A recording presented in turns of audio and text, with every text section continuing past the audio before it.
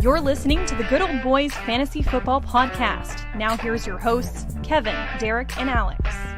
All right, and welcome in, ladies and gentlemen, to another episode of the Good Old Boys Fantasy Football Podcast. I'm Derek, and I'm joined, as always, by your co-hosts, Kevin and Alex. Gentlemen, how we doing tonight? We are doing good. Week 1B, I guess, concluding the Hall of Fame game. If preseason is in the books, still, for the most part, unscathed as far as injuries go. Obviously, Kenneth Walker, the little hernia issue that just kind of came out that he's dealing with. But outside of that, we are scooting by, and there have not been any major fantasy relevant names to fall to a preseason injury, which is always a great thing. Helps playing with a full deck of cards, if you mind the analogy. But we're good, man. Doing a little traveling this week for work, so I'm actually much closer to Alex than we've been here, at least in a little while. Although I think, I'll tell you, 250 miles. I'll tell you what. Yeah, about that. And Kevin, as you know, it gets hot in August in Texas, and I do not recommend that your air conditioner goes out, which is the reason why I had to miss last week's show, because I couldn't be in my place of residence because the air conditioning went out. So, 0 out of 10. Do not recommend losing your air conditioning in Texas in August. That is bad news. It was a sauna. As they said in the that commercial, it was a sauna in my house. But I appreciate you guys holding down the fort and allowing me to miss, because I needed to head for cooler temperatures, namely a hotel room that had AC in it. Well, so much like you, Kevin, I was in a hotel. I like it. Hopefully you found the cooler pastures, so to speak, there. And guys, we've got Will here from Flex Fantasy, and he's going to be talking about some cool stuff with us. Will, how we doing? I'm good, man. I'm good. Thanks for having me on. I made sure that I took a little adult nap earlier just so I could stay up. I know you guys are on mountain time, so I didn't want to fall asleep on you guys. You guys record pretty late here. It's 11. It's past 11 p.m. Eastern, so I want to make sure I stayed up. But no, I'm happy to be on, man. Happy to be on. So, repping my Giants right now. I like to do this prior to the season starting. I like to get as much as I can from my apparel, like through before week 4, before we're mathematically out of it, and then I put it away. I put it away to the next season, because I don't need that. I don't need that in my life. So I like to get as much wear as I can. So I usually start like around end of July, early August, starting to wear my Giants stuff, and then October it's back in the drawers in the closet.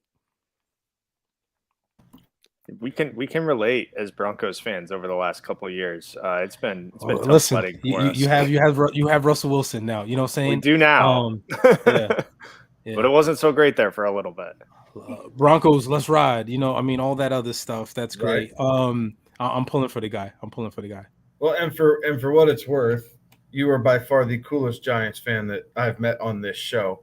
As long as I'm not the only Giants fan that you've met, then we're good to go. Just making sure. Just making sure. No. You're not the only Giants guru we've had on. You're just the one I like best, man. I appreciate that, because a lot of people are jumping ship right now, and I'm closing the borders. You're not able to jump on this bandwagon any longer, because after this year, we're gonna definitely be on the upward trajectory, and after that, I don't want anybody joining. So as long as I'm not the only Giants fan that then we're good to go. We're good to go. We're good. The best part about preseason football is hope springs eternal, right? Like even if your team is gonna be bad, you still have that outside chance that like, hey, maybe this is our year. And for everybody, this could be our year. This could be it. I'm all about false hope. False hope. I've had that. Yeah, I've had that since like 2012, since we won the Super Bowl. So about 10 years now. And I like to make it a thing. So this is going to be another year, high hopes, and then, like I said, probably around week 5, week 6, I'll be back into reality. But from now on, I'm all about go blue. Right. Absolutely. But you guys should be better than the Seahawks and the Falcons this year, though. So that you got that. That's not saying a lot. Derek. There's 32 teams in the league, so if we're talking about being number 30 or number 29, that's not something to write home about. It's just like competing in a race, and there's 8 places, and you finish 7th. you don't want to bring that trophy home. He's like, no, you know what? You just keep that. You just keep that and give it to somebody else because I don't want to bring that home. I'm not. There's no place. There's no place for that to go on my mirror, on my refrigerator, anywhere. So you just go ahead and keep that award. Thank you. I like it. I like it a lot. Will, one of the things that we always ask everybody that comes on here, though, is how did you get your start playing fantasy football? Man, so all right, so it was about 2005. I was like fresh out of college, and I was out there in LA, and I met a couple guys, and we decided just to run fantasy football. Now this is like my first time, and I just started getting into the whole NFL deal, so I was like, okay, this is pretty cool. Did it. I think I finished, like, let's say there was like 12 people in there. I think I finished 13th. And it was just a bad showing. But I definitely, like, learned, and I was like, okay, like, this is good. This could keep my competitive juices flowing. And then ever since then, I've been in it. So, like, as of a couple of years, I've been in over like 8 to 10 leagues every year running. So yeah, man, it's been something that, pretty much gets my juices flowing.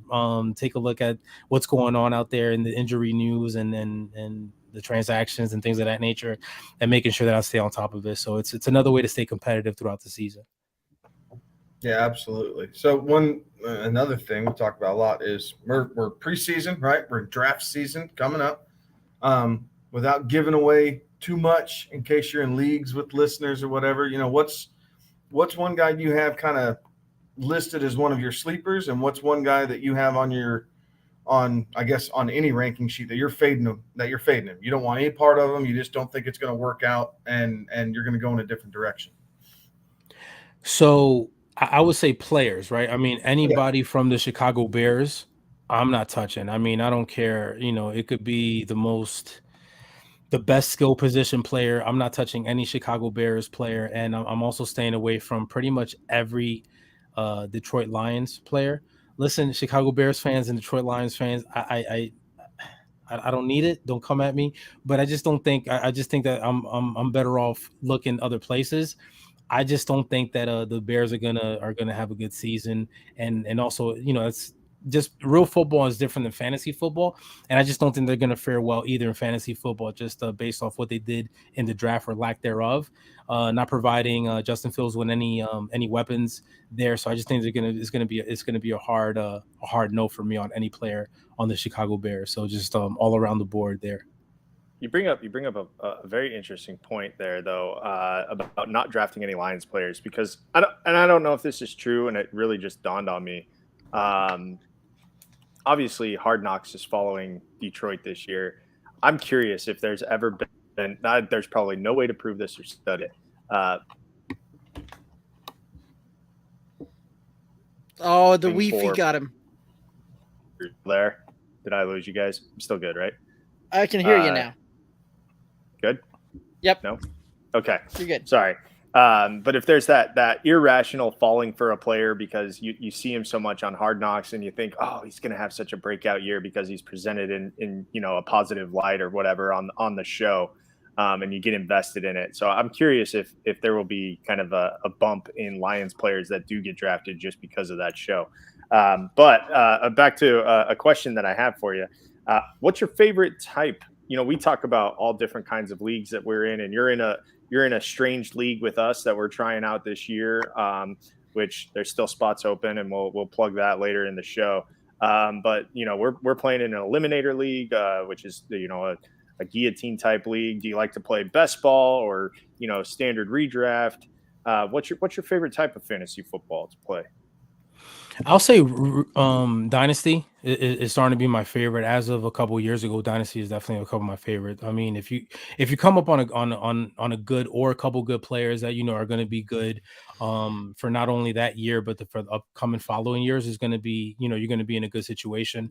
Now you did allude to the unique league that we're in right now. That was a bad trick by Derek. Derek got me last week. It was late. I was tired. He was like, hey, I got one spot open. Do you want to get in? Okay, cool. Bye. And then I was like, yeah. And he sent me the link. And this morning I wake up, I have 2 players and I have like 25 spots left to fill. So not starting good on that league. It's like an eliminated league. So I need a retry. I need a retry on that one, but definitely Dynasty is actually starting to be my favorite. I'm gonna definitely get into a couple of best ball leagues right now because I'm always like the type of person like, I'm always like, okay, yes, this player, and then they start and they don't do well, but the player on the bench does. So I think I'm gonna probably fare well on best ball this year. So I'm gonna have to go with Dynasty, best ball, and then redraft. I like it. So, Will, you mentioned how you kind of got your start playing fantasy football. Is that fantasy league still going, or do you have a home league that really is the favorite play in year over year?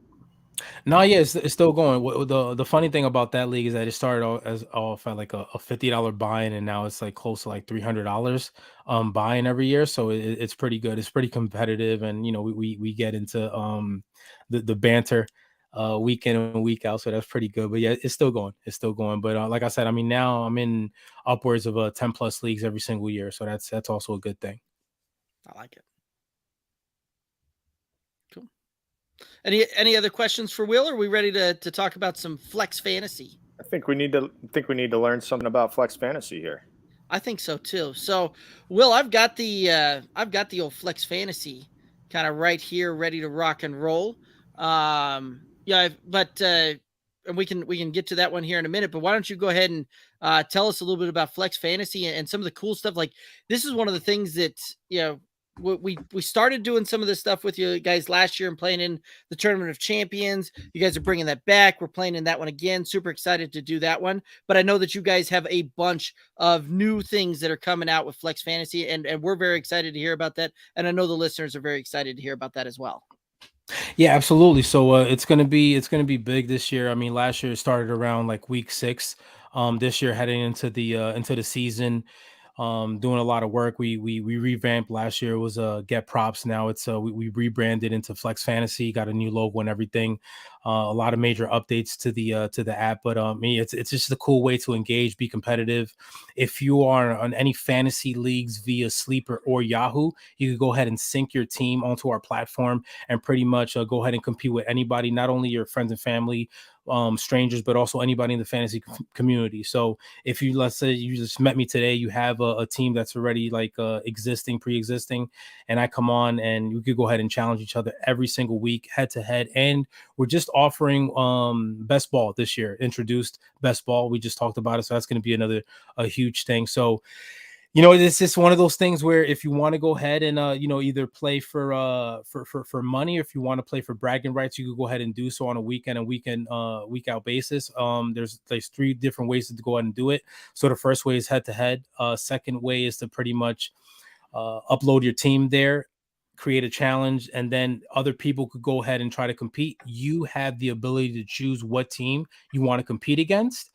Which is obviously going to be favorable to you or unfavorable to you, just depending on what happens that week and what players are on each team. And then the third one is pretty much you could go ahead and just look at 2 teams that are going up against each other and back whichever team is going to you think is going to win and do it best and go that way. So it's a cool concept. I think it's definitely one of those things that it's going to pick up, because you only got certain slots, right, on a fantasy team. Let's say the most is like 12 or 15, right? But there's going to be some people on the outside that you're going to be like, you know what, I think my team is better than your team.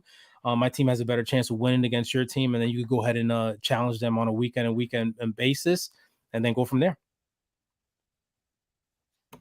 Yeah, I had a lot of fun with this last year when we were going through the site and really kind of diving into it and the different challenges that we'd toss out. And I think what the cool aspect is you're not playing some of these matchups, not all, but some of these matchups are truly more apples to apples than apples and oranges. And what I mean by that is in a standard league, traditional league, right, you're never facing one of the players on your roster, right? Like if one person has Dalvin Cook and the other one has Joe Mixon, like that's just is what it is. But with this, you can match up. Like if you guys agree, or the person that you're going head to head with, right, you guys are talking a little bit of smack that the core of your roster is the same. You might have 5, 6, 7 players that are the same, but then that differentiating, 3, 4 players, that's what makes the difference. And I thought that was kind of the cool aspect in breaking down some of the matchups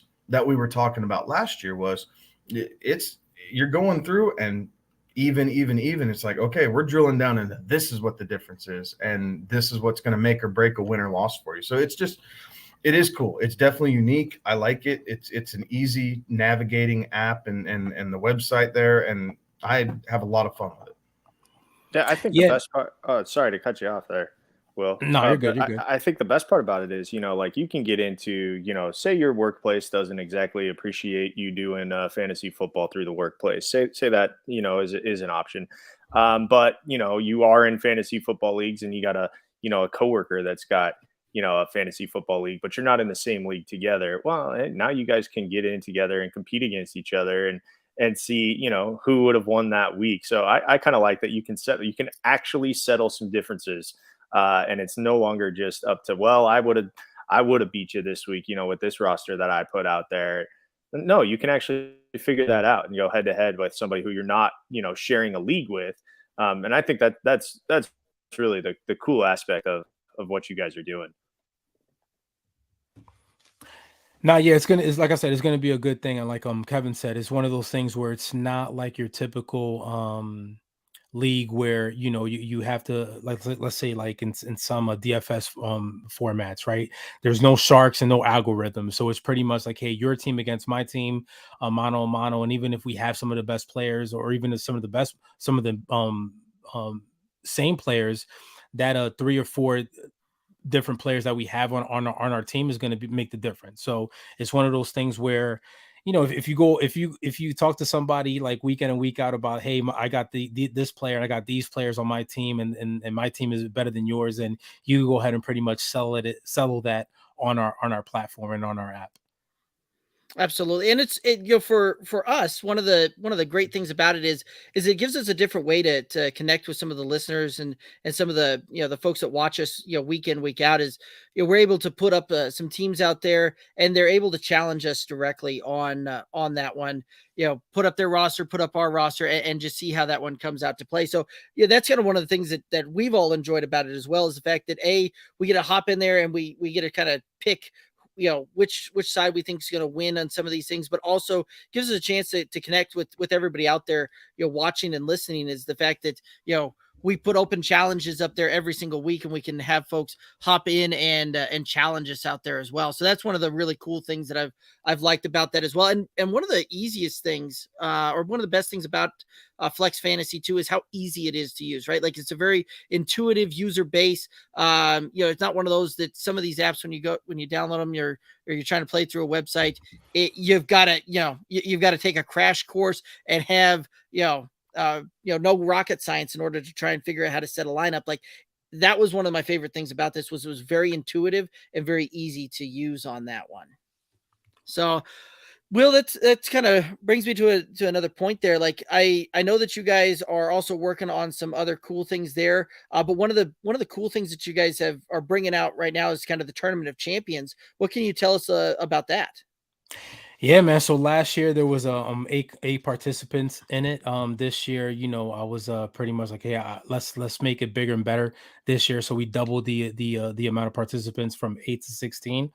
That's going to be starting week 5, which is the start of October 3rd. So it's going to run from week 5 through week 9, and you guys are first ones to hear, and then obviously all the listeners right now, we also got Austin Eckler to participate in it. So it's going to be big.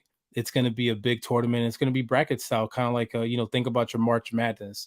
So pretty much, to take your best teams. I know you guys will probably have more than like 3 or 4, 5, 6 teams via Sleeper and Yahoo. So bring the best team that you have, the best squad, and go mano a mano every single week with another fantasy analyst or person in the community out there, and give it your all for a big prize at the end. Yeah, I know between Kevin and I, we probably have over 50 teams apiece on Sleeper alone. So it's we do the fantasy football, as they say. So, but guys, what are the thoughts you got about Flex Fantasy? I think what we need to know is, where do people need to go to sync their teams and find you guys? Yeah, absolutely. So go on flex.fan. That's FLEX.fan, FAN. And like I said, if you have 1 or 20 teams on Sleeper and or Yahoo, you could sync all of them on there. And like I said, there's 3 different ways to go ahead and start competing. So you could go ahead, uh PPR, head to head, best ball. You could also just upload your team, create a challenge, and have other people in the fantasy community challenge your team. You pick the team that you want to go up against, that perspective, that specific week. And then the last one is pretty much just go on, see what open challenges are on the site, and back whatever team you think is going to win. And then after that, just reap the rewards after that Monday Night Football game. I love it. And kind of just show everybody here kind of what Flex Fantasy looks like, right? Like, this is one of the places when you log into, you can see the arena. And this is some of the things that, we every week when we were doing this last year, we would come on and we'd help pick a team and really kind of go through there, and you could see, pick a challenge, go through there, back aside. And, when it started coming down to it and you had, you could put a little bit of a wager down on those things and win some money there as well. So always a lot of fun. And I know we had a blast doing it this last year and can't wait to do it again. Will, what else do you want to rock and roll us around through Flex Fantasy? Again, best ball is a new thing this year. I know it started to pick up towards the end of last year in fantasy football, but we're offering best ball. So definitely, if you guys are a fan of best ball, again, we're offering those challenges. So redraft, dynasty, best ball challenges. And the great thing about our best ball challenges is that you don't have to create a new team. You could up sync your existing fantasy team and pretty much compete in a best ball challenge every single week. I love it. Absolutely love it. And guys, we'll have the description, down in the description, there'll be a link for it. All of that kind of good stuff as well. So make sure that you're checking that out, and we'll hit us with the website again. Yes, that's flex.fan, FLEX.fan, FAN. Go ahead and hit that up, sign that up, and we'll be having a promo code. I believe it's a promo code, right, Will, that you can sign up. Let them know that the Good Old Boys Fantasy Football sent you over there. Absolutely. Check them out, guys. Check them out. Good Old Boys.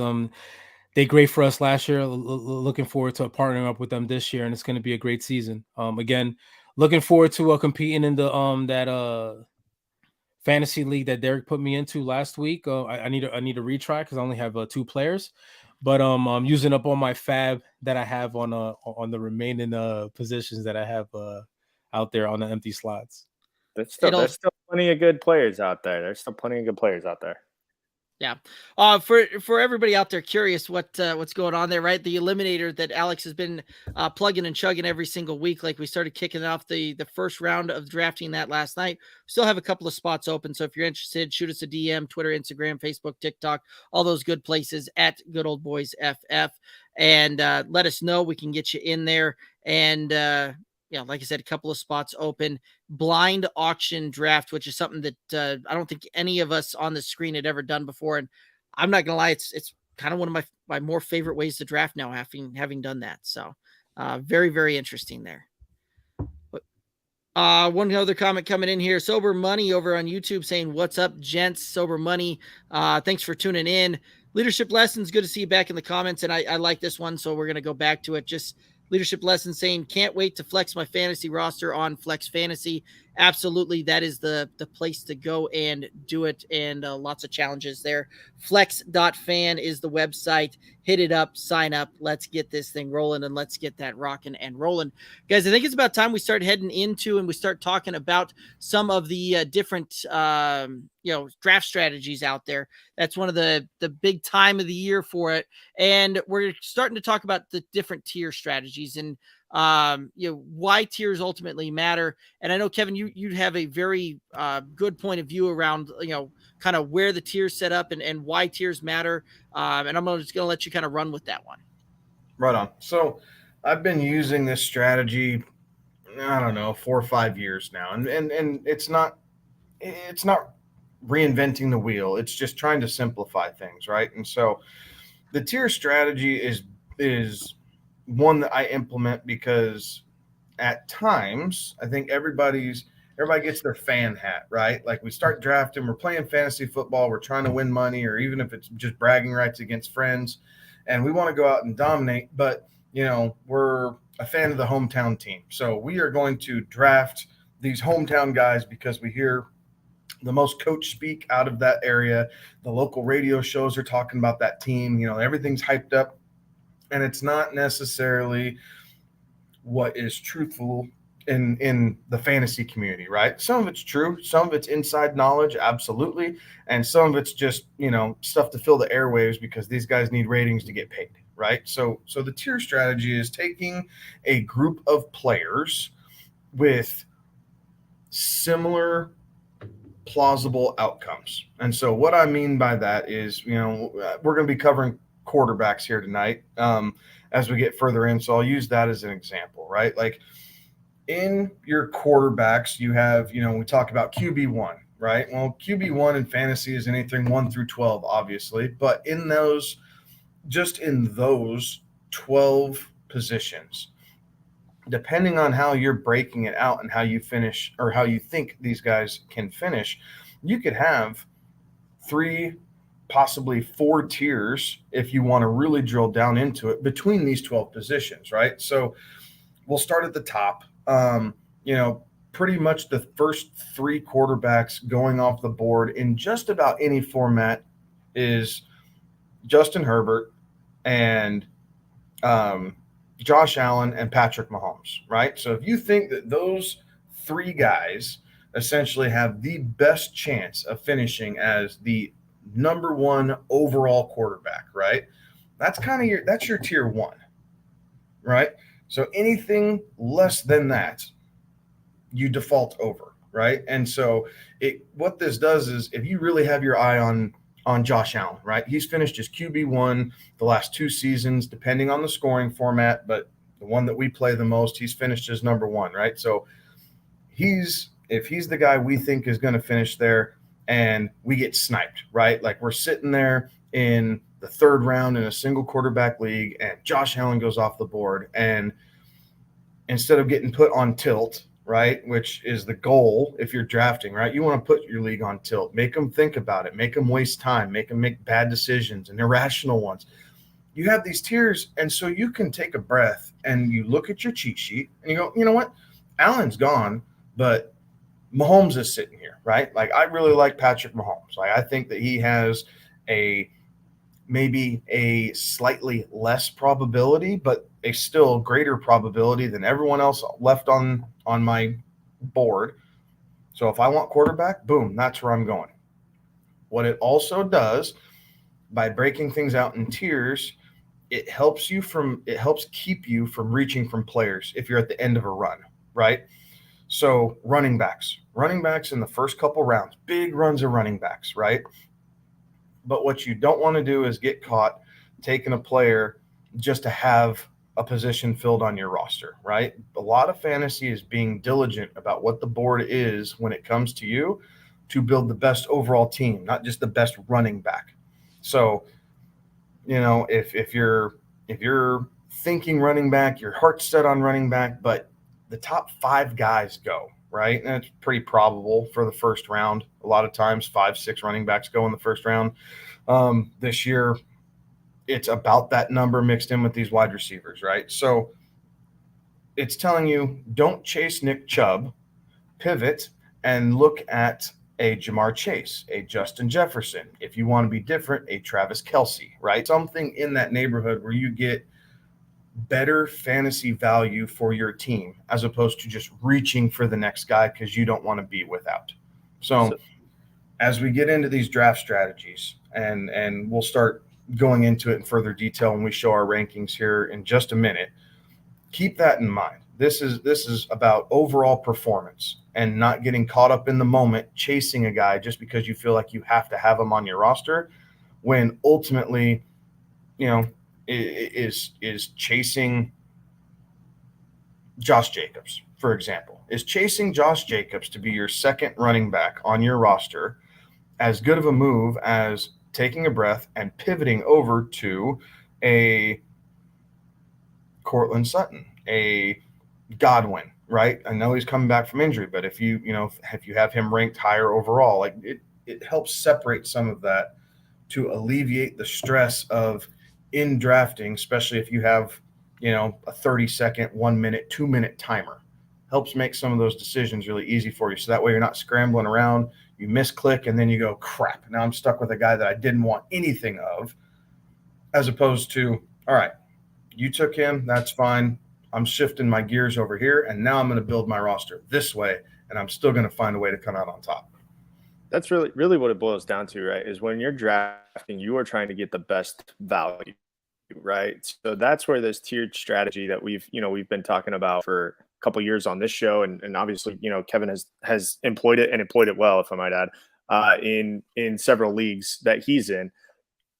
But it's all about that value, and what happens is, sometimes you get caught, as Kevin was saying, you get caught, and then you don't get the value for where you're picking, and so that's where tiered strategy works out. Because the example that Kevin gave there, with quarterbacks, and we're going to go through it, there's a pretty marked difference between quarterback 1 and quarterback 12. Now they all fall into the purview of QB1 because there's 12 spots, and quarterback's an easy one because there's only theoretically 32 of those jobs.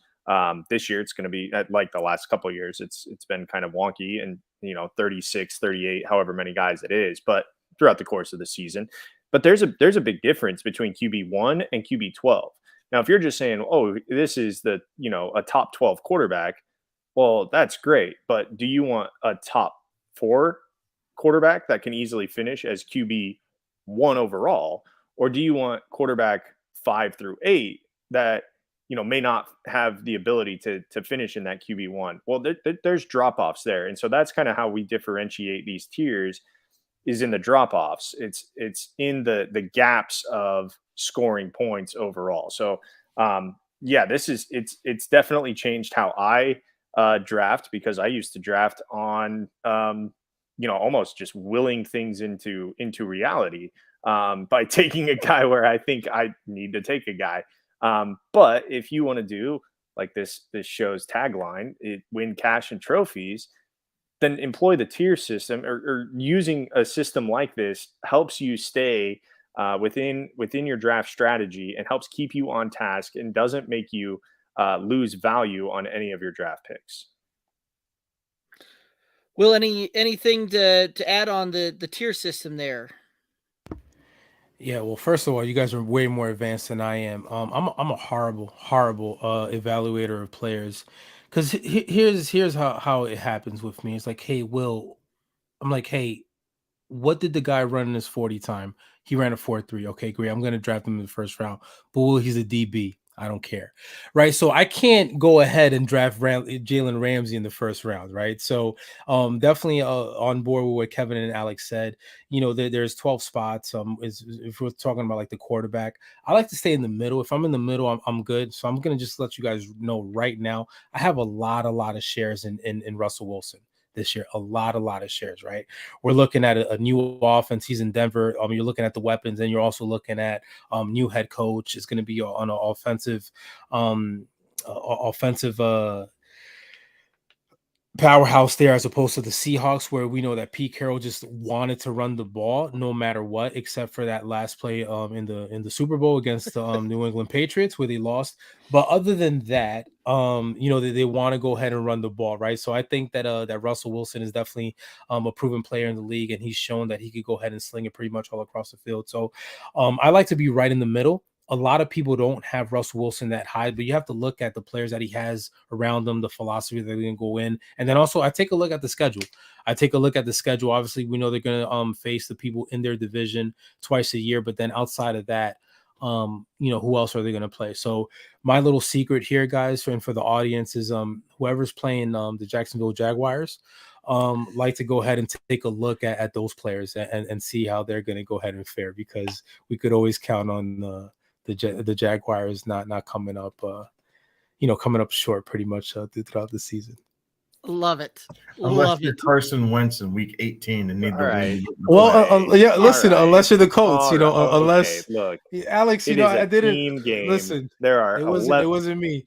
It wasn't me, Alex. Other guy, I 10 other guys on the field at any given time. Just kidding. No. That was a choke job. That was bad. Oh, Good enough to get him a new job. oh.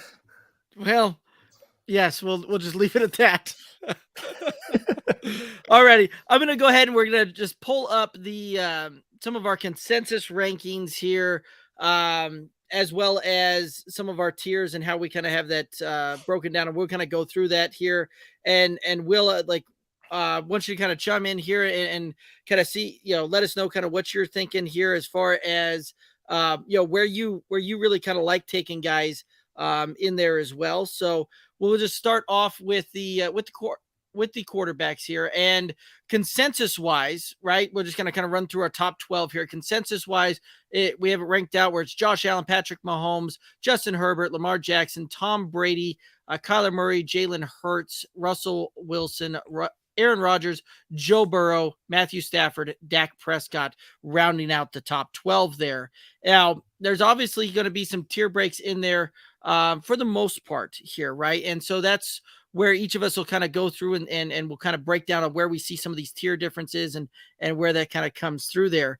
But I'll go ahead and kind of start it off as far as my my tiers there, and I'm just going to kind of scroll over here, and I've got it kind of broken down as far as my 1 through 5, right? Like when I look at it, I've actually got it ranked where I've got I see Patrick Mahomes, Josh Allen, Tom Brady, Lamar Jackson, Justin Herbert as my 1 through 5 on that, and I'm kind of grouping those guys as a single tier there, because when I go through and I break out those guys as far as their fantasy point production there, I've got them producing similarly to the point where I really see about 30 to 40 points separating these guys out there.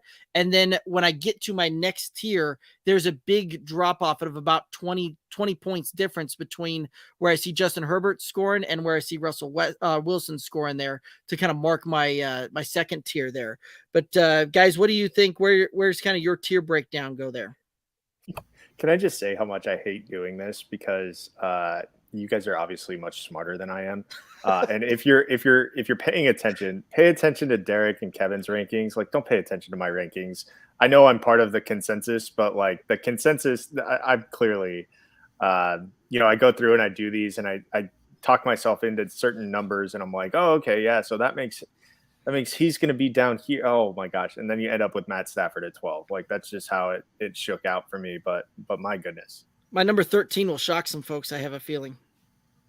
Yeah. I mean, a little surprising. So I think with mine, I mentioned Mahomes earlier. I have my top tier is Allen, Herbert, Mahomes, and I added Brady in there, right? Like, Tom Brady and what he's doing in this Tampa Bay offense, yes, that there's a little bit of shuffling on their offensive line. Godwin is coming back. There's no Antonio Brown, but you add Russell Gage, you add Julio Jones. Mike Evans is still good for, 11 to 1,300 yards and 10-plus touchdowns a season. Like, just mark that in.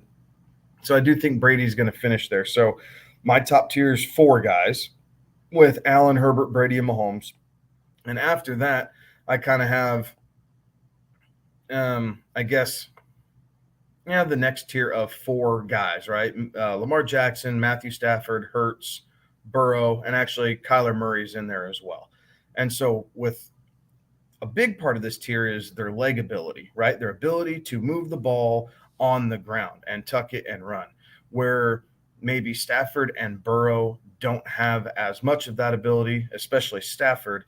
The offense is a pass-happy offense. It's a big play offense, right? We've seen some of that. So that's kind of what helps vault that up. And then after that, Dak, Russ, and Rodgers. So in the first round, the top 12 guys, I have them split up into 3 tiers, right? Because Russ, Rodgers, and Dak, and really in any particular order, all might have some flaws, right? Dak and Aaron Rodgers both lost pieces to their offense, whether it's Amari Cooper, Devontae Adams. You have a new coach, or Russ moving cities, right? New team, new coach, new philosophy, but it should help him. There's still a chemistry that needs to be built. So I think at the beginning of the season, that might lag a little bit. And then as the season progresses, his statistical output will come back along. So in my first round, I think it kind of worked out the same. Derek, you ended up with 3 tiers as well. I think mine are just formatted a little differently, but just kind of some of the insight behind why I have these guys grouped in where I do.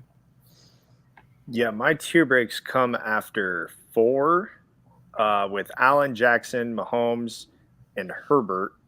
And then I've kind of tiered – I'm doing 3 tiers as well here. I've got Hurts, Murray, Burrow, and Rodgers and Wilson in that 5 through 9 tier. I think those guys are kind of interchangeable. And then obviously 9 through 12 is Wilson, Brady, Prescott, and Stafford. And honestly, like the way that I look at it, I think that any of those guys can finish in that range of 9 to 12. I think any of the guys that I have listed between 5 and 8 can finish between 5 and 8, and any of the guys 1 through 4 can finish 1 through 4. I'm a little more bullish on Lamar's running this year because he has lost a lot of his weapons, but he still has Mark Andrews. So, once they get down into the red zone, I'm a little more bullish. I think Lamar, as much as people don't want him to run this year, I think he's going to have to run a lot more, and I think that's going to tally up points there. So that's why I went Lamar Jackson 2, and Patrick Mahomes 3. And Herbert, Herbert shouldn't be in this discussion. Like the Chargers they're good. They play in a good division. So it's gonna be tough, for 6 games out of the year. But magically, he just seems to put up these numbers. Like it just doesn't make sense. Plus, it's the Chargers. Like it's the Chargers. So my tier break is 1 through 4, 5 through 9. 5 through 8, and then 9 through 12. Very cool. So we'll kind of going through there and listening to us kind of break down some tiers there, kind of go through some rankings. I'm curious here, what, does something kind of stick out there to you? And I got to know which, whose rankings do you kind of favor more so there? Man, so first of all, I will say I think all you guys have Derek Carr too low. I mean, you guys have him. Okay. You got to look with the addition of Devontae Adams. I think it's just going to make a huge difference. Just think of, and also the addition of Josh McDaniels at the head coach position, right? And think about the last time he was a head coach in Denver with Timothy, with Timothy Tebow, right? Yeah, with Timothy Tebow. He had a pretty decent year, and this is somebody that in Derek Carr that could definitely throw it, and he has that chemistry dating back to the days that they were playing together at Fresno State in college. So I think that's going to be, you got to definitely have him in the top 10. I mean, for you guys to have him like 13, and then 14, I think that's a little out of whack. Joe Burrow, I think also could be a little bit higher, right? I like him around like the number 5, number 6 mark, and then like I said, all in on Russell Wilson this year, man. All in on Russell Wilson. You got both, all the weapons at the wide receiver, also at the tight end position, but you also got two good running backs coming out the backfield that could catch the ball back there. And then what he can also do with his legs, right? He could also create running. So I think Russell Wilson is a little too low. So I got to go with Derek because Derek got my guy number 6. Russell Wilson. Like I said, I mean, I pretty much have Russell Wilson in every single fantasy league that I'm a part of this year. So my whole, listen, people want to make fun of the, Broncos. Let's ride. I'm with that too because my whole fantasy existence this year is riding on the Broncos and not only on Russell Wilson but also some skill position players out there. And it's like you. I hope it plays out for you. Me too. No, me too. It's like you did some homework on the show and you knew this was a Denver Broncos fan-based podcast, I guess. So, well, I figured you guys are Mountain Time, so I don't know. I'm not like that smart of a person, but I try to put like 2 and 2 together, and hope for the best at the end of the day. I like it. I mean, you bring up some interesting points there, right? I'm thinking that Derek Carr is a guy that I kind of want to dive into there real quick because I've been hearing a lot of chatter from a lot of folks out there, and I obviously am lower than some folks out there. I've got him at 14, in kind of my 3rd, even maybe my 4th tier, depending upon how I break out the point breakdown on that one. But kind of looking at that, I'm just curious, kind of what you would project. Derek Carr at? Like, what do you kind of see him having as a stat line when this thing's all said and done? So I will say this: you also have to follow, like when you're looking at especially like quarterbacks and other skill positions like wide receiver and running backs, you have to look at the lines that the like future lines that Vegas is setting. Mm-hmm. So this year, Derek Carr, his passing yards is over 5,200 yards, which is a lot, right? On average, most of the quarterbacks are a little bit less than 5,000. So again, I just think that chemistry that he has with Devontae Adams, and listen, you heard Devontae Adams saying, going from one Hall of Famer to another one. So he's pretty high on Derek Carr as well. And Hunter Renfrow is always a player that is not out of the realm to go over 100 yards in any given game. And you got Waller, Josh Jacobs as well. You got the new addition of that rookie running back coming out the backfield. So I think they're gonna have a pretty good season this year. So I definitely like Derek Carr to be like, I'm gonna say top 10 and not 10. I put him like around like a number 9, number 8 spot. Okay, I like that. Guys, any other thoughts on the tiers here? Any other players we want to kind of bring up here?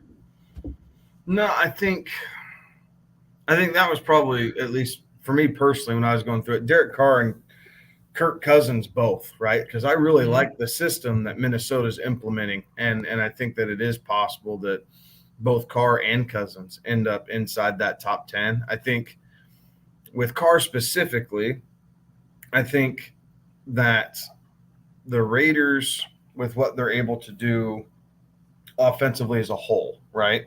I think they're going to be leading some games a bit more in the fourth quarter, right, as they continue to improve a little bit. And with Josh Jacobs being in a contract season, my thought process was behind it, well, if I think they're going to be leading more in the fourth quarter, and if Jacobs is in a contract year and they've already declined his fifth-year option, they're going to try and run him into the ground. So I think the Raiders are better than what they were last year, but I think it's going to be slightly more balanced when it's all said and done with, because with Devontae Adams there, you're not going to be stacking the box as much, right? You're going to be floating that safety over the top of Adams, and then maybe, you get some of that dink and dunk stuff, but it is going to allow Jacobs to have a little bit more room to run, which helps the offense as a whole. But if he's gashing defenses for 12, 15 yards in the fourth quarter, when he's touching the ball, you're not going to need Derek Carr to try and push the ball down the field when you're preserving the lead. So it's just thought process behind it, but I totally get it. And I don't think you're wrong when you're saying Carr could finish inside the top 10. I would agree. I think Cousins can finish up there too, based off of his offensive weapons and the philosophy that they're implementing in Minnesota. It just, unfortunately, I had to cut it off somewhere. And those guys just didn't quite make the cut. You start making these rankings and you start, listing things out, and it just, you start putting in numbers, and you're like, oh, wait a second. Oh, that means that this guy's got to be here now, I guess. Like, that's kind of, as you go through it, you're like, well, I guess he's going to finish there.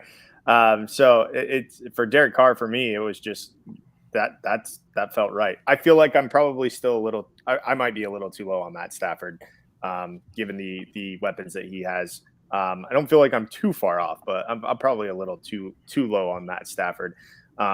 I just know that the running ability now of some of these quarterbacks, that really, really adds up points. And that's what really separates some of these dudes. So to me, it was, running ability, and obviously Matt Stafford is not a runner. So that's why it kind of, dropped him down. I'm not saying he doesn't pass for, a crazy amount and ends up with a crazy amount of touchdowns again. But, you have to consider the whole of it. And to Kevin's point, with the Raiders, they probably are going to be a lot better this year in real football. And that comes at the detriment of Derek Carr's fantasy value. So I think that's where, you kind of have to, you draw the line in the sand. And obviously, this is just what I think. It's what Kevin thinks, what Derek is thinking. We're like weathermen out here trying to predict the future and hoping that we're right. No slight to weathermen. I work with a lot of them. They're great. I like the save there at the end, Alex. That was a key save there. I like it. Before we'll go ahead and start heading on over into the tight ends and start getting some of the breakdowns and some of the tiers there. Unless anybody else has somebody quarterback that they want to mention, they want to go over real quick. Alrighty. Before we head there real quick, I did have one. Sorry, I couldn't get to the mute button. Did you guys see where I put Trey Lance? Not your top 10 like you were talking about. Not in my top 10. Yeah, I came back down to earth. Although I do think he has a good year this year. Now I'm curious that I got to go find him. Where'd you put him at?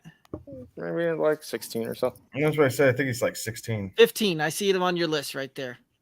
All right. Yeah, I mean that's another quarterback. I mean, if you're thinking about like points, right? And the running ability, he's going to be somebody that's going to definitely be able to mount up those points, and especially if they're playing from behind in any game, you know, Shanahan, as we know, he likes to run like 3 to 4 to 5 running backs on any given game. So you know, Trey Lance is going to have the opportunity there to rack up the points not only in the air but also on the ground.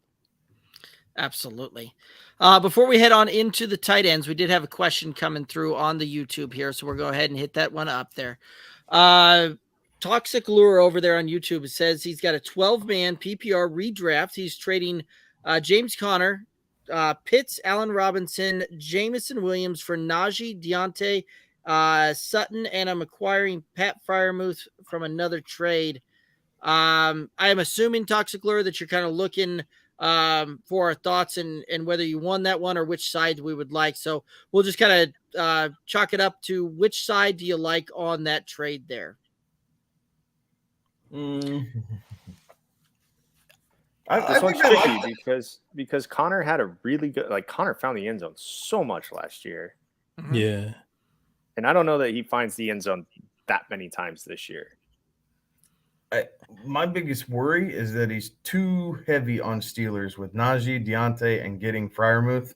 Yep. Yeah. The Steelers offense, while yes, they're going to put up points, I don't know that I trust Mitch Trubisky to be able to feed Deontay and Pat Freiermuth enough week in and week out, right? If it's best ball, then yeah, you can play the highs and you're not worried about it, but it's not. It's a redraft league, so I would be concerned about that. I like the players though. Like I like getting Najee over James Conner. I think Deontay and Sutton are an upgrade in totality over Jameson Williams and A-Rob, as much as I like Allen Robinson this year. Right. And then I think you're giving up some with Pitts to get Freiermuth, but I think my real concern is too many players off of a team that's not going to be an offensive juggernaut. Right. If you're doing it with Tampa Bay, or even LA with the Rams, right? Like if you had Cam Akers and Cooper Kupp and Tyler Higbee, I like that matchup, having those three guys from a Rams high-powered offense. Then I like Najee, Deontay, and Pat Freiermuth from a Steelers offense that's probably going to finish 22nd overall in points. Yeah, you got to diversify just a little bit better than that. That, like, you know, we talk about, you know, getting pieces. Yeah, I think Kevin's spot on here with that's probably too many players from one team. Yeah, individually, great players, but all one team. They have a bad week. But you know, if they run into, you know, a tough Baltimore defense, well, there's an L on your record because none of those guys will go off, or maybe only one of them goes off, and then you're hoping that can carry the slack for, you know, the other two. So I agree that diversifying, you got to diversify a little bit better. That might be too many Steelers in one roster. Depending, last thought, and then I'll step out of this and let you guys finish. Depending on if you sent the offer or if you received the offer, I think I would counter and take back Allen Robinson and leave Deontay with the other team. I think that's enough to diversify you enough. And then you're running with Najee, Sutton, Allen Robinson, and you can still grab Pat Freiermuth. I'm okay with that. 2 is fine. I think 3 is too much. Yeah, I'm just still stuck on Mitchell Trubisky being their quarterback there. Definitely 3 great players. Their offensive line is not probably going to be ranked towards the bottom of the league this year. So I don't think Najee's going to they're going to hand off the ball to him, but I don't think he's going to be able to do that much just for the simple fact that their offensive line is not going to be there. And again, it's just Mitchell Trubisky's not that guy. But then we got to think about George Pickens, right? I mean, this guy is pretty much right.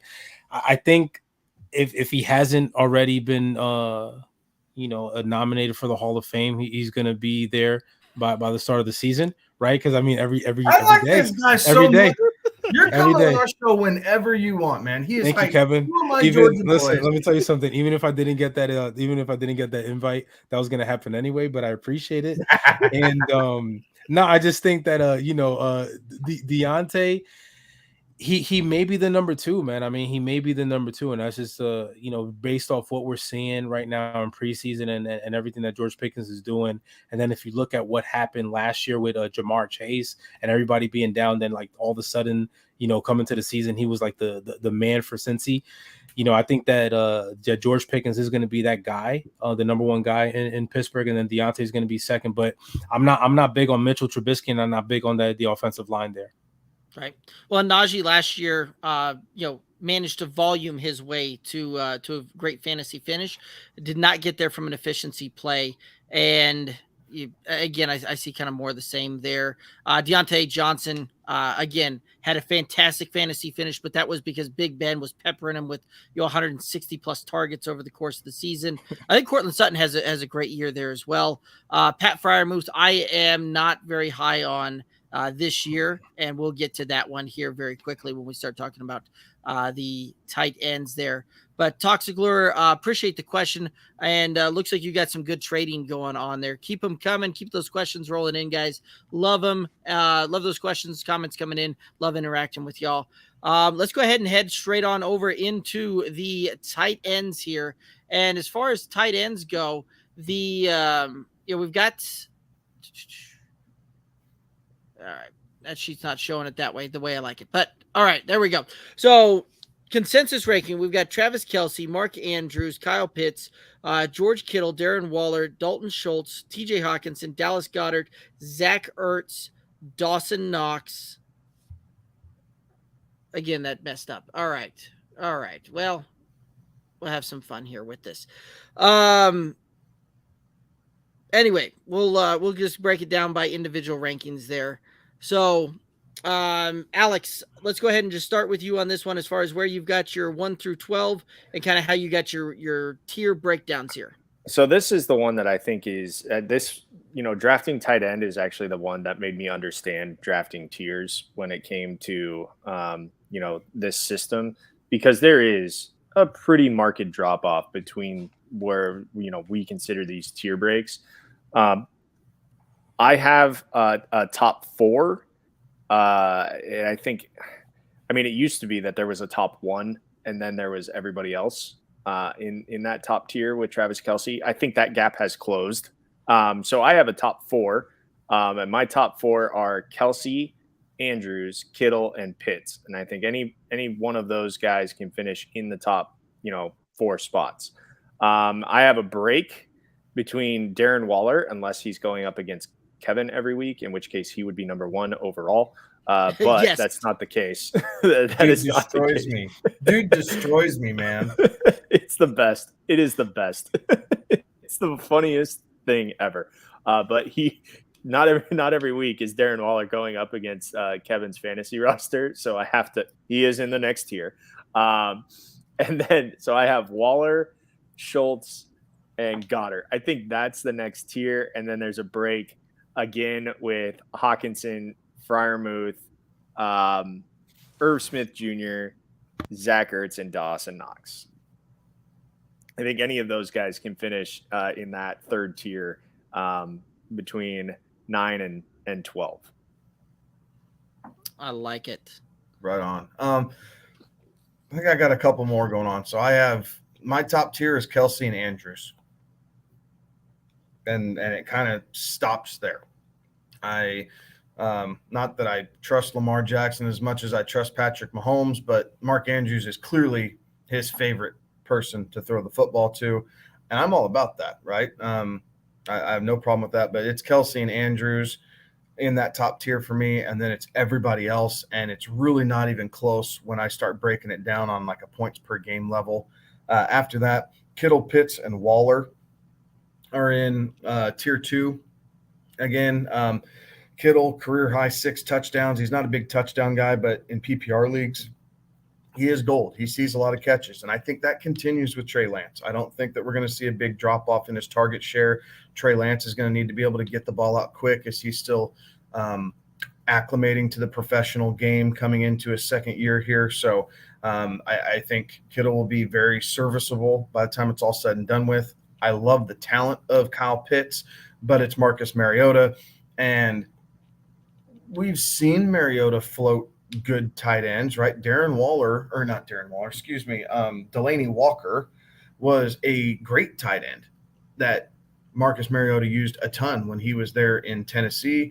So Kyle Pitts, different type of athlete, but I do think that they're going to find ways to get the ball in his hands, with Calvin Ridley being out this season and Drake London now nursing an injury. So we're going to see how he's coming along from that as we progress towards the season. And then Schultz, Hawkinson, and Goddard are in a little 3-person tier there, just due to offensive philosophy, target share, what they're used as far as inline blocking and going out. I think Schultz might have the biggest chance of kind of jumping up a tier, just based off of what the Cowboys are going to do, because CeeDee Lamb can't do it all, and then they got a bunch of unproven guys until you switch over to tight end with Dalton Schultz. And then to follow that up, Knox, Ertz, Freiermuth, and Gesicki. Offenses that can facilitate these guys, but a lot of these guys are more touchdown dependent, right? Gesicki might be the oddball there, but with all the new weapons in Miami, I'm not trusting that Tua is going to feed Gesicki to the tune of 17% target share. I think it's going to be a little bit less than that, but we'll see his touchdowns come up. So just kind of how I saw those guys breaking down, but it kind of everybody's playing it different. I've done a lot of different leagues and drafts this year where I've gone tight end early. I've waited on tight end a lot as well, just to kind of see what falls to me. I now am to the point where at least in this draft season, I feel comfortable either way. It doesn't really matter to me if I'm taking tight end early or tight end late. It just kind of depends. We're doing a 16-team guillotine league that we're drafting in right now, Derek. I just took Travis Kelsey at it's in the 21st overall. Yeah. I couldn't be happier with that. Drafting back into the first, top end of the second, I'll take Kelsey there. And I started with a Stephon Diggs, Travis Kelsey combo right there in that league. And I'm okay with it, even in a deep 14-team league where running backs are getting scarce on me right now. I will find a way to make that work because I got playmakers up top. Right. Yeah, tight ends are definitely one of those that you've either got positional advantage or you're got guys that you can kind of just stream, and then you've got guys that are going to be spot starts and touchdown dependence, right? And to Alex's point, like this is one of those where the tiers really seem to stand out more so than most other positional groupings out there. And for me, my rankings definitely a little bit off of what consensus would be, and definitely a little bit different than what y'all were putting out there as well. But my rankings went Kelsey, Andrews, Waller, Goddard, Gesicki, Tonyan, Kmet, Schultz, Kyle Pitts, Hawkinson, Zach Ertz, and George Kittle rounding out my top 12. And as far as the tier breakdowns on this one, really, I've got about 4 different tiers inside these 12 players here. First tier is going to be Travis Kelsey and Mark Andrews. When it's all said and done, very few points ultimately separating these two as far as I see it on a season long goes. Darren Waller is in a tier of his own there as far as the second tier. And then 4 through 9, they're kind of all lumped in together there to the point where as far as a per game basis, I see 4 through 9 being separated out by like a point per game average on these guys here. So from Goddard to Pitts, kind of in that third tier there. And then the fourth tier to round that one out, I've got Ertz, Kittle, and TJ Hawkinson all kind of in that fourth tier there. And then again, another break, and it goes into kind of a fifth tier once you get beyond that top 12 there. But there's some definite interesting things here and some different ways to do this. And to the point that you were making there just a moment ago, Kevin, this year, unlike many other years, I also am a little bit more comfortable going a zero RB or going a hero RB type of approach, which very much is different than my traditional draft strategy there, because of all the value that you can get and the way that some of these tiers are breaking out this year for me across the various positional groups there. So very interesting to see how that one kind of comes to play there. Will, again, I got to know kind of what you think here as far as the rankings go. What player you're kind of gravitating towards there. And ultimately, whose rankings you kind of like the best here when it comes to tight ends? Man, so I will say this, and this may seem like kind of crazy, but I think he's going to have a big year. So I'm swapping out Mark Andrews for Kyle Pitts at the number 2 spot. I just think that he's going to be, that player that is going to have that production like a Travis Kelsey. I mean, if you watched him play out of Florida, he's pretty much like a wide receiver in a tight end body and playing at the tight end position. He's going to fare much better this year. I don't care who's going to be the quarterback there in Marcus Mariota or Ritter out of the University of Cincinnati. So I think that Kyle Pitts does have a great year, and he does find the end zone a lot of times this year as opposed to last year. So he's at the number 4 spot for both Alex and Kevin, but I like that swap out with Mark Andrews. I'm just not a big believer in Lamar Jackson. I think also with the if you're looking at J.K. Dobbins coming back, they're gonna hopefully try to focus on running the ball a little bit more, even if it's not handing the ball over to the running backs. Lamar Jackson is gonna have some running yards there, but then Mark Andrews is going to be a weapon, but I think that the Rashad Bateman is going to take some targets away from Mark Andrews this season. So I like Kyle Pitts right behind Travis Kelsey there. So I would say that, man, because they're pretty close. But I would say I would go with Alex's. I'd go with Alex. God, that's the wrong thing to say. I would go with Alex. No. Alex is super confident in his rankings. So confident in my rankings. Alex, listen, if you don't believe in yourself, who is? Okay, Alex. So you have to believe in yourself first, and then everything else follows. You have to. Let's treat. I got tight ends pretty well done. I could do the tight end breakdown on our. Although I will say this though, the only person that I see here is Derek with Albert O, and I just say Albert O because that's not me. That's not where I want to be known for. Is somebody butchering somebody's last name? So I'm just gonna go with Albert O. But I think Albert O should be like in the top 15. I just think again with the addition of Russell Wilson out there in Denver, he should have a decent season. Gotcha. Little bit of Denver insight. Yeah, Greg Dulcich will end up being tight end 1 for that team by about mid-season. Uh-huh. Yeah. Oh, okay. Yeah. O is a great blocker, and he can run some of these routes. We'll see him get, he'll probably end up with 6-7 touchdowns, but he's only going to have like 350 yards. Like Kevin, beat writer at Good Old Boys. No, fine. They brought Dulcich in for a reason. Yeah, no, absolutely. And he's another one. In college, he did his thing out there in UCLA. So I could see it, but I think for the time being, with Albert being on the field there with Russell Wilson, like I said, he's always able to get the ball to his receivers, and also if you look at the history with Russell Wilson targeting his tight ends, he's been very successful in doing that. So I think that Albert O, and then coming in on the back end, any tight end in that team is going to have a good season. Can we find out why Derek hates Dawson Knox? Go ahead, Derek. Why I'm not a big fan of Dawson Knox, huh? Yeah, why is your Dawson Knox shade? Where's this coming from? He averaged like 22 yards per touchdown last year. He's pretty touchdown dependent. It's not that Josh Allen just loves peppering him with targets.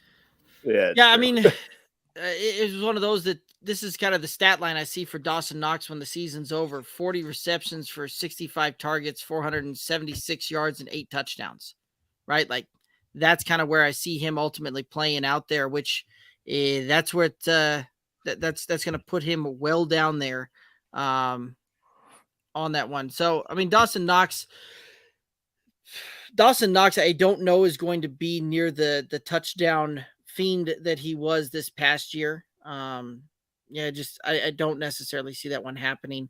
Stephon Diggs, I see having an uptick in receiving targets there again. Gabe Davis, I think, is going to take a step forward. And Jameson Crowder, right? We covered this one when we covered the Bills. Jameson Crowder is going to get a lot more play than I think people are giving him credit for and are thinking. And I think he and Dawson Knox are going to occupy the same area of the field when it's all said and done there. So if the ball's going that way, I think it's going to go to the PPR monster, Jameson Crowder, more so than it will Dawson Knox. Wasn't it 2 years ago? Cole Beasley finished like wide receiver 17. Yeah, and this Jameson Crowder. Yeah, role. no, that's a good point. And then look at last year, Emmanuel Sanders out there in the same role, right? So I think Crowder is better than both those players, and he should have a good season this year. So that's definitely a good point. So and it's one of those two. Josh Allen doesn't necessarily target. Like most of his targets go towards the wide receiver and the wide receiver room. They typically do not go towards the running back, and they do not go towards the tight end. Tight end, last I looked it up, traditionally for Josh Allen is like the tight end combined target share is like 15% for the team.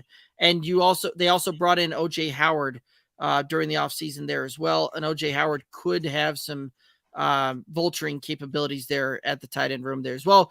OJ Howard, a heck of a inline blocker, and I think that's probably more where we'll see his role there, but would not surprise me to see him leak out and pull a few of those targets in the tight end room away.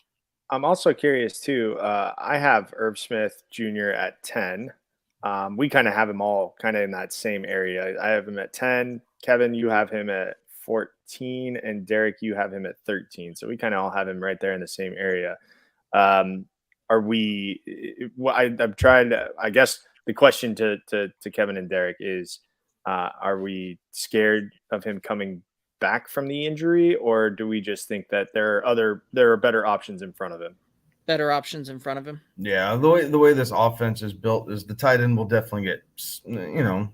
He'll get his fair share, but Justin Jefferson, I think, is going to make a run for wide receiver 1 by the time this year's done and over with. Like, I expect huge things out of him this year. There has been nothing but positive, like over the moon hype around Adam Thielen, looking like he did 2 years ago before the injury bug started getting to him. And I like Dalvin Osborne.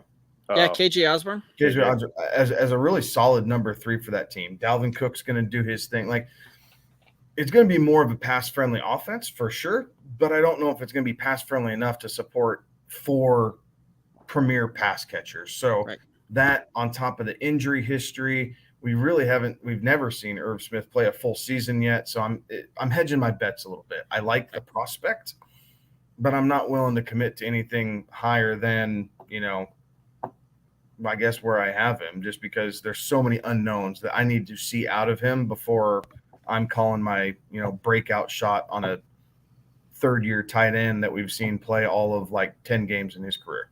Right. Well, and this offensive system that they're putting in Minnesota, this was an offensive system that saw Todd Gurley get well over 80 targets multiple seasons in a row there. So there's that to be considered there as well. Kevin hit the nail on the head, right? I think Justin Jefferson is going to get 26% of the target share, somewhere right in there. I think Adam Thielen is going to be between 18 and 19% of the target share. You're going to see probably 20+% of the target share end up with the wide receiver room. And ultimately, I think Irv Smith's going to have somewhere maybe around 14 to 15% target share, which the way I've kind of got that projected and set it out there, it's going to put him about 68 receptions on 93 targets, about 700 yards and 5 touchdowns. I think the touchdowns are going to go other places than to Irv Smith on that one. Whether it's a check down to Dalvin Cook, Irv Smith's also a heck of a blocker coming out of that Alabama system. So we'll see him stay more in line when they get into the red zone, blocking, things like that. Adam Thielen is a touchdown monster once he gets down inside the red zone. So that's one of Kirk Cousins' first looks when he gets down inside the red zone when they're passing is Adam Thielen. who, Alex, you are well documented on your love for Adam Thielen and really kind of put him on the map as far as this show goes and in our league several years ago when he came out of college. So small school receivers, guys, just listen to me about him. Okay. Exactly. So that's kind of where I've got him finishing down there. Is he doesn't have the touchdown upside that's going to be necessary to put him up there. He might get some PPR work and he might get some yardage there, but keep in mind, right? Like Kyle Pitts, we saw Kyle Pitts go monsters on a PPR side of things and a yardage side of things, but 2 touchdowns had him finishing well below his ADP last year. And that could very well be a similar story with an Irv Smith Jr.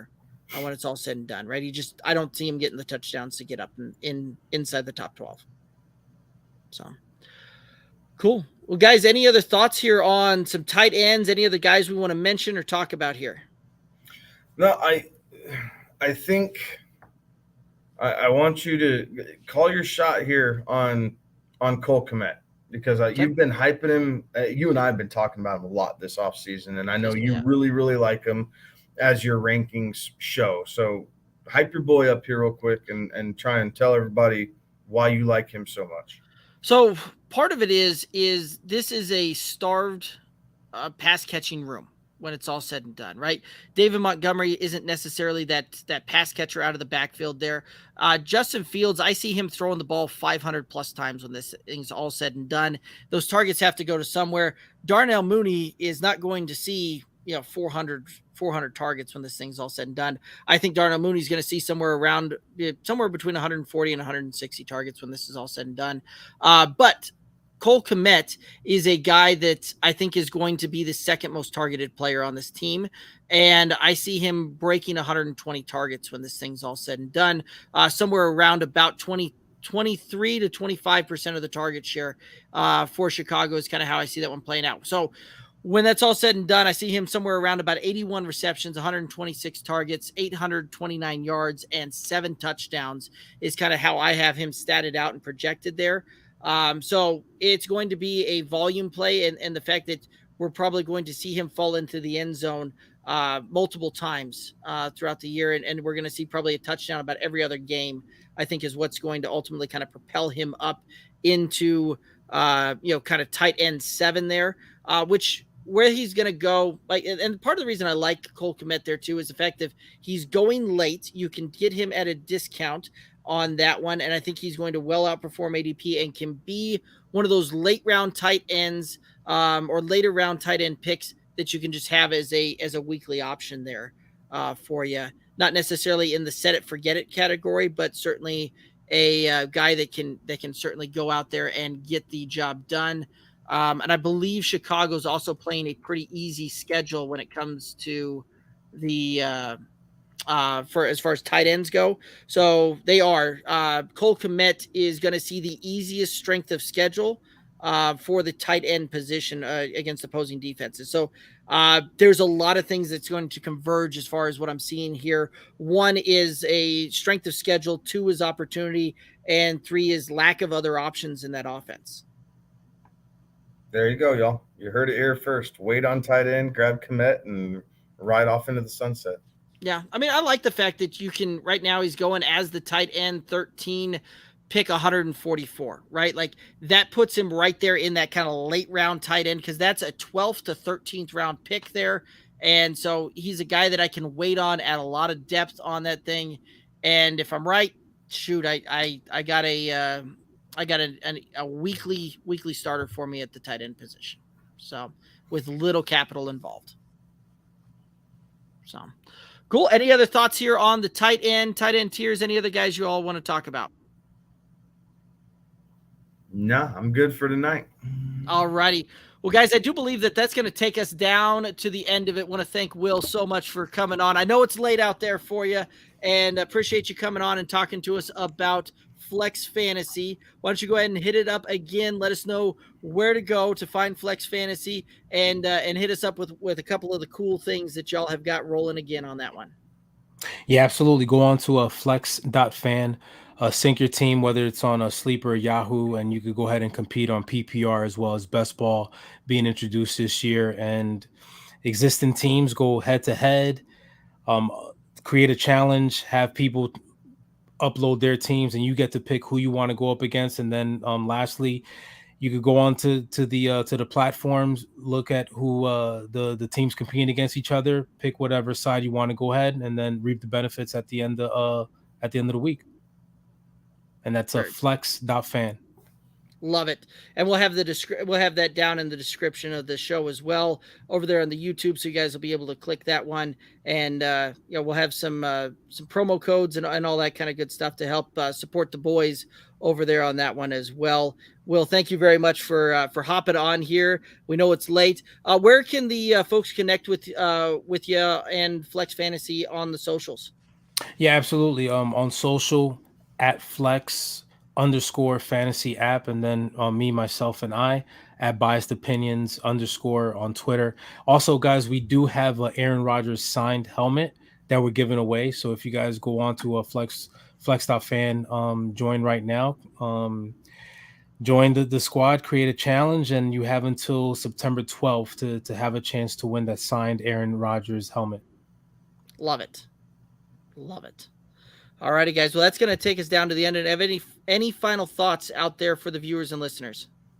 Stay tuned. We got more rankings coming up next week. Obviously, we got running backs and wide receivers that we still need to hit up. We'll have another round of preseason games. Typically, this should be the week of preseason that matters the most as teams kind of get ready for what's lying ahead. So we'll bring you the latest news and notes as we get into it and try and help everybody draft the best fantasy roster possible to win them cash and trophies.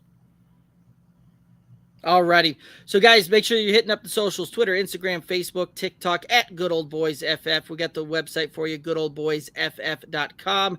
All sorts of rankings, all sorts of content coming at you there. Again, one of the best ways to support this independent podcast is to head over to the YouTube channel, the Good Old Boys Fantasy Football Podcast YouTube channel. We've been working hard behind the scenes, cutting up all sorts of player profile videos. We've got those 3 to 5 minute, bite-sized type of videos that you can get the boys' thoughts on, so that you can, be fully prepared for draft. Or if you're even on the clock, coming up to your draft pick there, and you're like, man, I just don't know about this guy. What do the boys think? We got you covered. We're releasing right now anywhere from about 4 to 6 videos a day on the YouTube channel. We got that going for the next couple of weeks there as well for you. So go ahead and subscribe. You don't want to miss any of those. Again, big shout out to Will. Thank you very much for coming on. Check out Flex Fantasy. For Kevin and Alex, I'm Derek. Have a good one. Be safe.